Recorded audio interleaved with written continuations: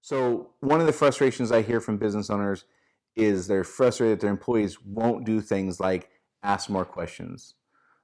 If you just ask a couple more questions, you would understand here's why we do this thing, or here's why this process is critical, or here's why we have to follow this procedure. And one of the things I wish I could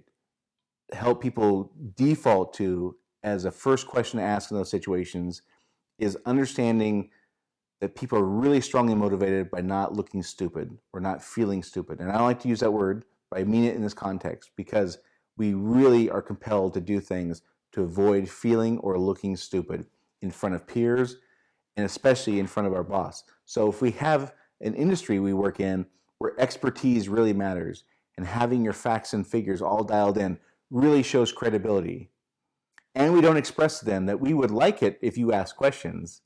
they're going to withhold asking questions because they might be afraid that the business owner or the manager would think less of them for asking questions. They would look stupid by asking a question that they might be afraid that we would have an assumption that everybody should know this.